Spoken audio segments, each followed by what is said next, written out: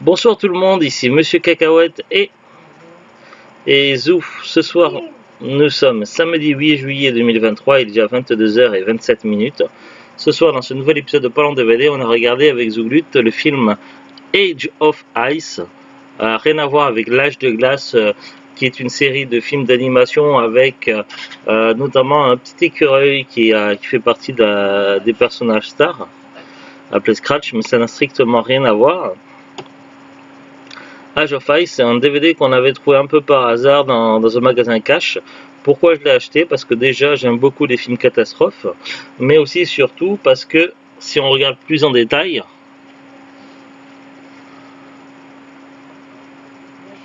The Asylum.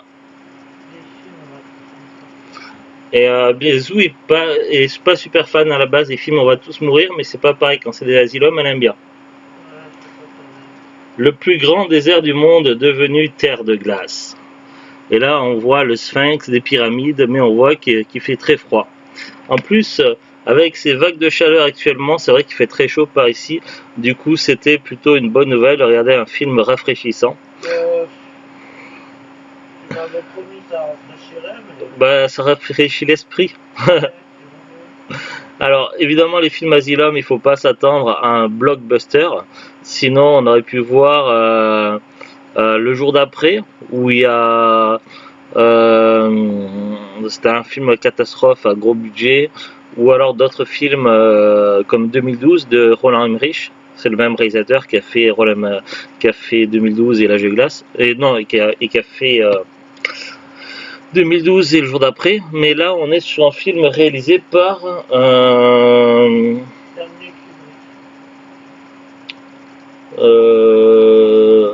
quelqu'un. Non, pas Kubrick, n'importe quoi. Kubrick était mort depuis bien longtemps. Bah oui. L'un de ses derniers films qu'il avait fait, je sais pas si c'était pas le film avec Tom Cruise et Nicole Kidman. Mais je crois que c'était l'un de ses derniers à Kubrick.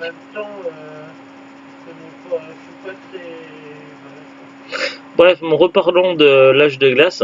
Alors les films Asylum,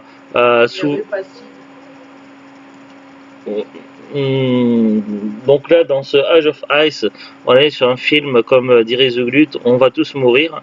Alors on va suivre les aventures d'une petite famille qui vont traverser de mauvais moments. Et puis évidemment, comme dans ce genre de film, on devine quels personnages vont jusqu'au bout de l'histoire. Donc là, le but, c'est plus l'aventure que le suspense de savoir qui va vivre ou mourir. Dans les films Asylum, certains films les productions Asylum sont classées en plusieurs catégories. Il va y avoir les films catastrophes, il va y avoir les films de monstres, les films de super-héros, ils en ont un petit peu mais pas beaucoup. Après, ça va être des films d'aventure ou de science-fiction. Beaucoup de films Asylum dans science-fiction. T'allais dire quoi, Zou? Et puis après, les parodies également. C'est-à-dire que quand il y a des grosses productions qui sortent au cinéma, les productions Asylum essaient de surfer un petit peu sur le moment et de proposer sur la vague, voilà, et de proposer leur propre version. Par exemple, quand au cinéma il y a eu Transformers, et bien les productions Asylum ont proposé Transmorpher. À chaque fois qu'on Ben oui, je le dis à chaque fois qu'on peut avoir un Asylum parce que c'est le meilleur exemple. Oui, mais les gens. Du coup, c'est pas le premier film d'Asylum où il y a des catastrophes d'air glaciaire. On avait déjà vu un autre avec l'acteur qui est connu pour jouer le rôle du professeur Maximiliana Arturo dans Sliders, mais aussi de Gimli dans le Seigneur des Anneaux. On avait vu un film catastrophe avec une ère glaciaire, et là c'est le deuxième que l'on voit sous cette thématique. Alors on commence à avoir une belle collection des productions Asylum, parce qu'on essaie de faire le full set des DVD Asylum qui sont sortis en France avec la langue française. Là, on en a vu pas mal déjà d'ores et présent, mais on en a encore plein qu'on n'a pas vu encore. Si je devais classer ce film-là, c'est pas le meilleur film que l'on a vu. On en a vu des meilleurs dans les Asylum. Et c'est pas le plus mauvais. On en a vu des plus mauvais.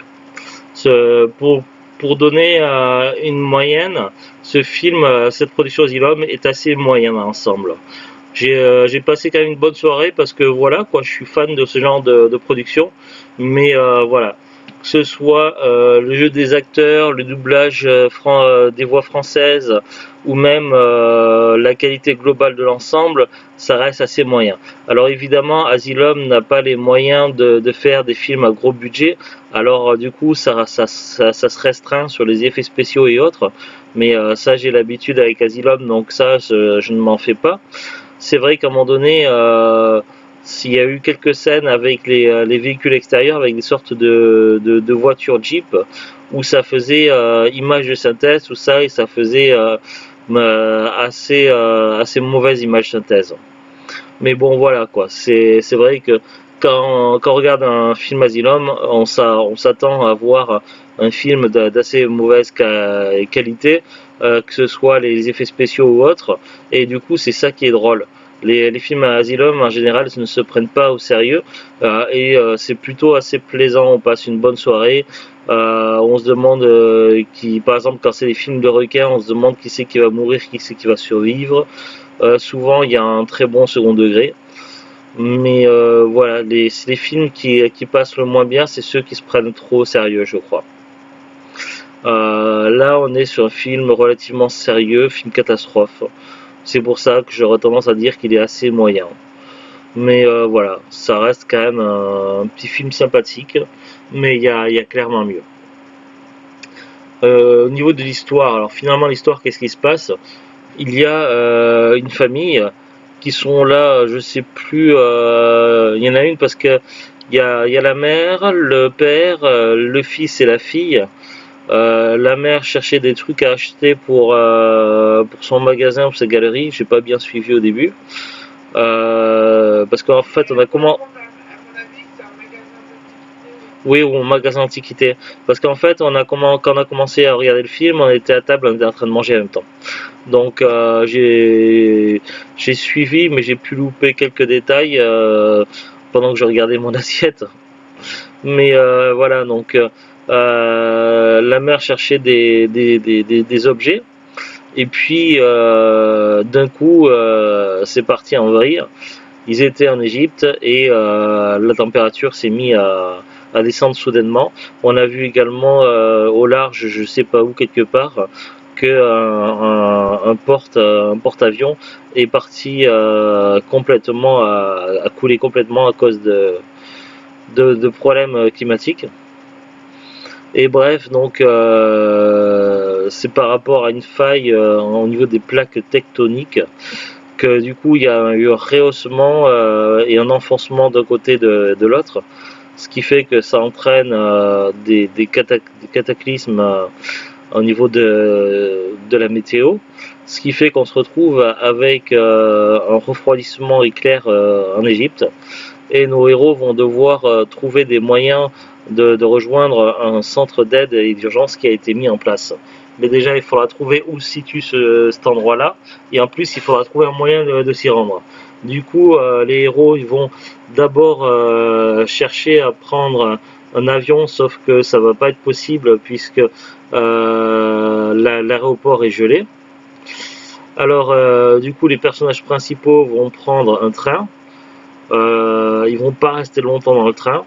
Ensuite, ils vont finalement prendre un avion.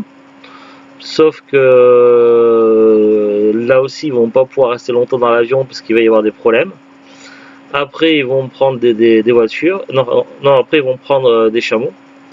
Des chameaux, des dromadaires. Je crois que c'était des dromadaires. Mais là, c'est pareil, ils vont pas pouvoir rester longtemps dessus. Après, ils vont prendre des voitures. Et finalement, après les voitures, ils vont faire le reste du chemin à pied. Ça, c'est les moyens de transport qu'ils vont prendre. Alors, j'ai pas trouvé de fiche Wikipédia. Alors, je suis allé directement sur IMDb. Ils nous disent Alors, c'est classé action, aventure, drame. Le titre français, c'est Alerte piège de glace. Peut-être quand c'est passé à la télé. C'est le genre de film qui doit passer certainement sur les chaînes qui mettent des films catastrophes, style Énergie 12 ou autre. Le synopsis, Once Then, bon là, on va prendre directement le synopsis qui est au dos du boîtier. Alors, mourir de froid dans le désert égyptien, une utopie devenue réalité. Des séismes d'une rare intensité frappent le Moyen-Orient, ce qui était jadis une terre chaude aux paysages désertiques, est victime d'une baisse subite et mortelle des températures. Alors que la neige et la glace ont déjà recouvert les pyramides, Jack, en vacances avec sa famille en Égypte, devra tout faire pour mettre les siens hors de danger. Alors c'est un DVD avec fourreau.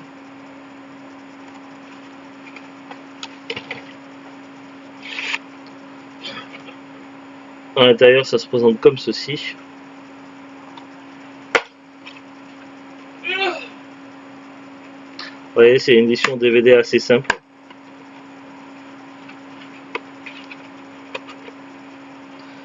Qu'est-ce que je peux vous dire d'autre?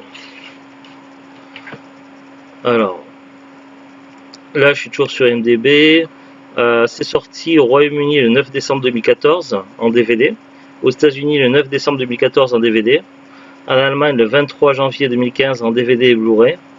Et au Japon le 3 avril 2015 en DVD. Il n'y a pas la date pour la sortie française.